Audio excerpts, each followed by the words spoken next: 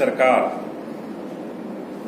जो बिहार के वासी हैं, हम बिहार के जो लोग हैं, उनके लिए वो काम नहीं करना चाहते और उनके लिए काम नहीं कर रही। ये 2 मई का रिजल्ट का इंतजार था बिहार की सरकार को कि बंगाल के चुनाव में क्या होता है। और कल जब माननीय पटना हाईकोर्ट ने, पटना उच्च न्यायालय ने जब कड़ी फटकार लगाई और आज भी इन्हें काफी डांटा फटकारा और कहा कि अगर स्वास्थ्य, आज तो यहाँ तक कहा कि स्वास्थ्य व्यवस्थाएं अगर आपसे नहीं संभलती है तो मैं सेना को रिकमेंड करना चाहता हूँ कि सेना यहाँ स्वास्थ्य व्यवस्था संभाले।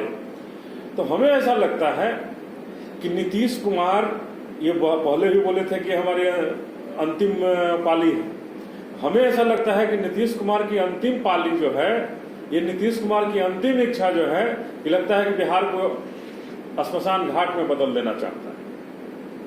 आज बताते हुए बड़ा दुख होता है कि जब कोरोना का संक्रमण इतना बढ़ रहा है, चारों तरफ माहौल इतना खराब हुआ है और वैसी स्थिति में हमारे जांच की संख्या घट गई। कल मात्र 72,000 ही जांच हो पाए। मैं नीतीश कुमार जी से पूछना चाहता हूं, स्वास्थ्य मंत्री से पूछना चाहता हूं कि आपने कौन सी ऐसी तैयारी की कि जहां एक तरफ हाईकोर्ट आपको इतनी कड़ी फटकार लगा रहा है, बिहार के लोग मर रहे हैं और आपका जांच की संख्या घटते जा रही है, जांच की रिपोर्ट नहीं आ रही है। आप कैसा बिहार दिखाना चाहते हैं? क्या बिहार? आपने तो केवल कमीशनखोरी की दुकान खोल रखी है। पूरे बिहार में अस्पताल बने, अनुमंडल अस्पताल बने और आखिर केवल और केवल कमीशनखोरी हुई है। आखिर नीतीश कुमार जी को इसकी जवाब देनी चाहिए कि हम आईसीयू बेड क्यों नहीं चालू कर पा रहे हैं, वेंटिलेटर की व्यवस्था क्यों नहीं दे पा रहे हैं, क्यों रहते हुए भी हम क्यों नहीं खोल पा रहे हैं, इन व्यवस्थाओं को क्यों नहीं हम चालू होने दे पा रहे हैं।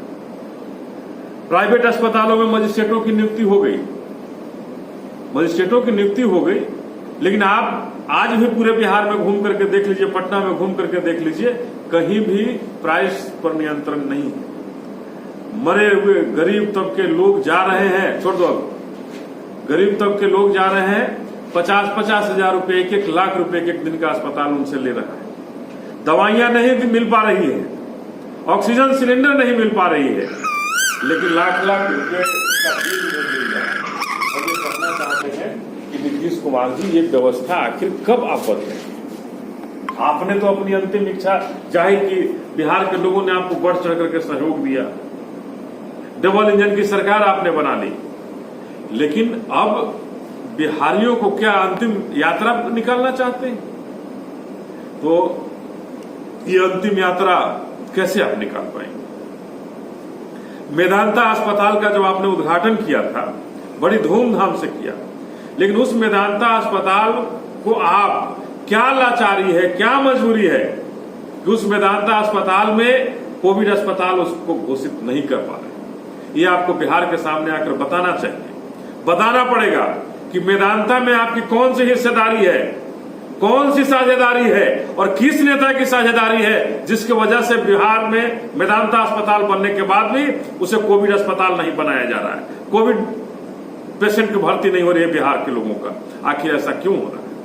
क्यों उस अस्पताल का उद्घाटन आपने किया और जब प्राइवेट हमारे सरकार की जमीन पर विनय करना चाहता हूं, अन्याय करना चाहता हूं कि हम लोगों ने आपको गद्दी दी है, बिहार के लोगों ने आपको गद्दी दी है, आपको सर माथे पर बैठाया है कि आपकी अंतिम इच्छा पूरी की है, लेकिन बिहार के लोगों की भी इच्छा पूरी कीजिए।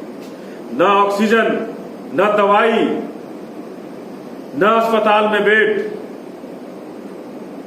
क्या यही 16 साल का आपका शासन है?